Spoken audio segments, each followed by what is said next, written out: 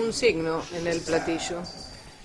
Años después, al reexaminar el caso, el SISU italiano había hecho una investigación y había descubierto que no se trataba absolutamente de un ovni que aterrizó en el desierto, sino que había que saber que el sheriff era miope y al descender de su coche para mirar había perdido los anteojos.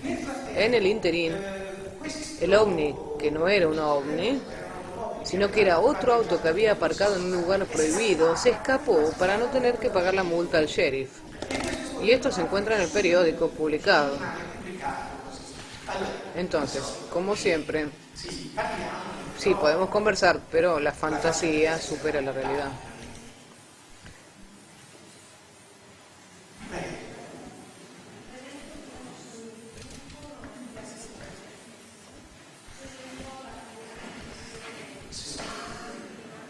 He visto en televisión que un señor, un tal Sanfretta,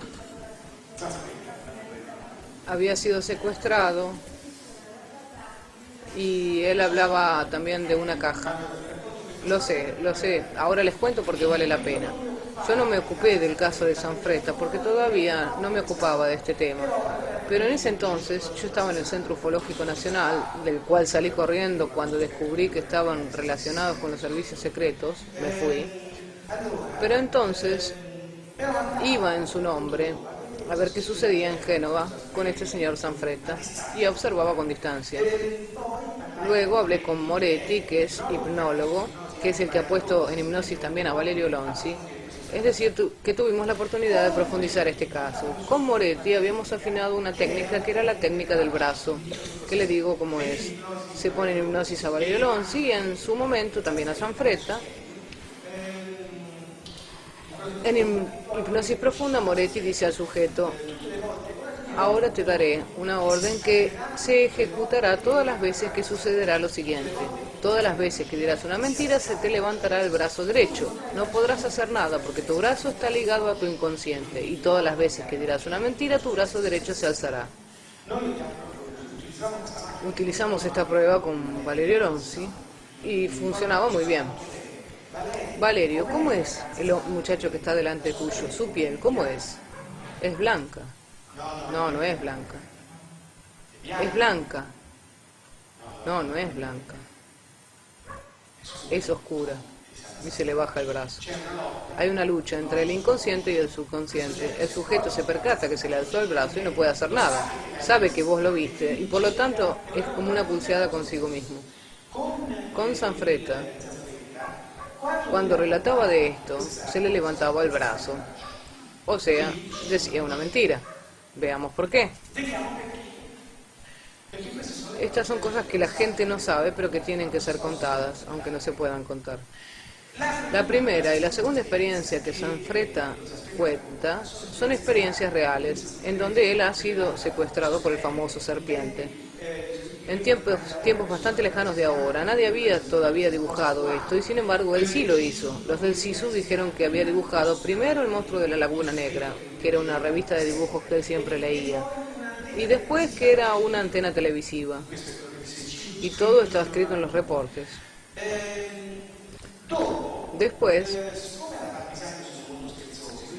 él trabajaba en una empresa de vigilancia, y los compañeros le hicieron una broma con unas maquetas de ovni. Se sabe cuál fue la fábrica que las construyó y hasta hemos encontrado la factura.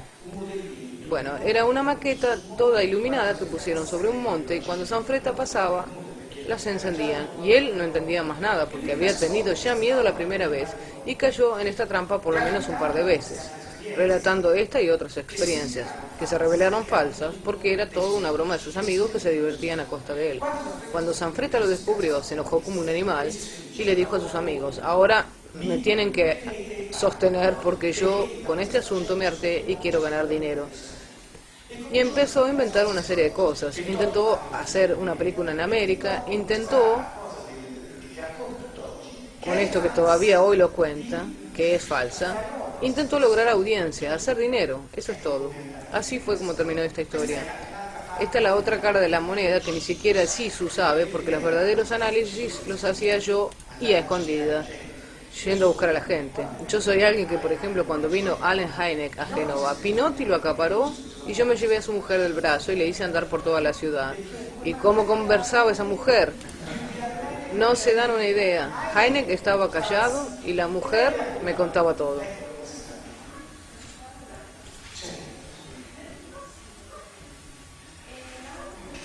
El otro personaje televisivo, Cavallo. Bueno, la historia de Cavallo.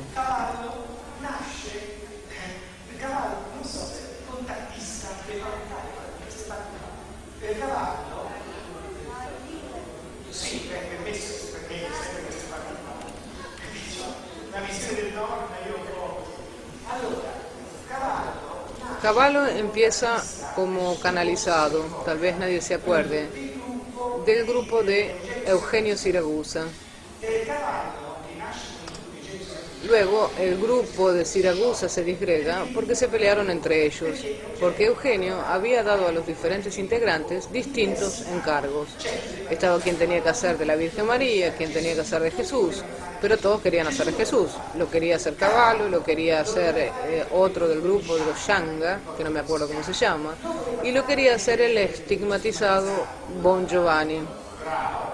En definitiva, había demasiado Jesús. Entonces se pelearon y decidieron cada uno ir por su lado. Cavallo viene al norte y logra hacerse una segunda reputación y empieza a hablar estupideces. Cuando yo analicé las fotos de Cavallo con la ayuda de la televisión suiza, no la italiana, los suizos que son serios, ya 10 años atrás habían comprendido que las fotos de Cavallo eran completamente falsas.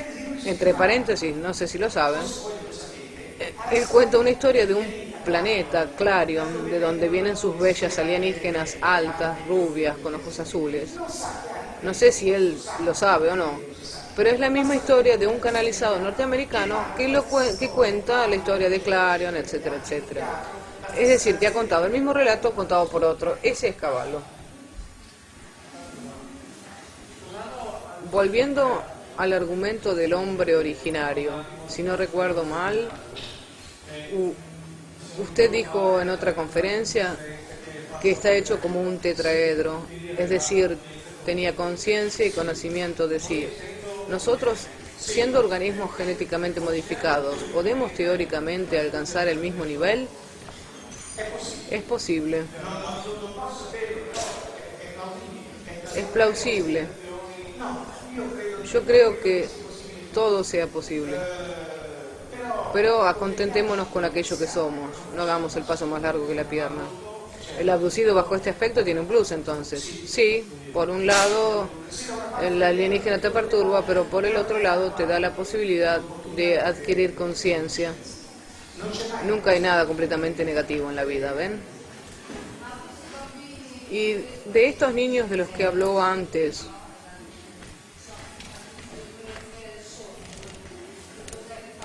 ¿qué hacen los alienígenas con esas inseminaciones?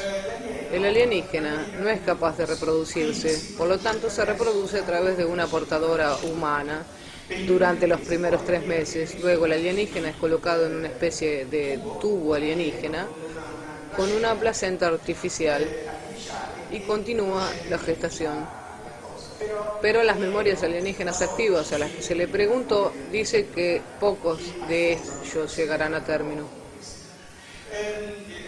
Acuérdense de algo fundamental: a medida que la vida se alarga, que la gente se vuelve siempre más cercana a la inmortalidad, se vuelve cada vez más estéril, hasta el momento en donde se vuelve inmortal, y entonces se vuelve completamente estéril, por el tercer principio de la termodinámica.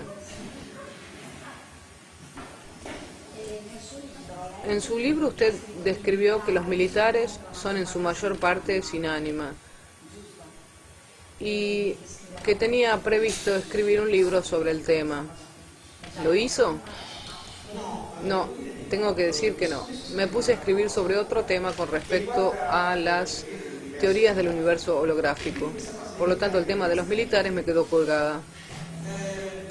Aunque sí, de todas maneras, estoy llevando a cabo algunas investigaciones, porque emergen datos sobre los militares. como su colocación en el espacio-tiempo, que no es una colocación en este espacio-tiempo. Los militares se esconden en el pasado. Todas las veces que hacemos hipnosis y el sujeto es llevado a una base militar, ve una cierta cantidad de cosas diferentes. Ve que los muebles son viejos.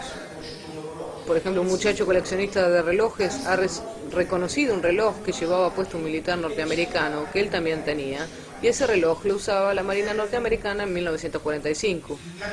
El abducido es llevado a la base de Aviano, y tenemos varios abducidos que recuerdan un lugar que luego, reconstruyéndolo con Google desde arriba, lo han reconocido como la base de Aviano.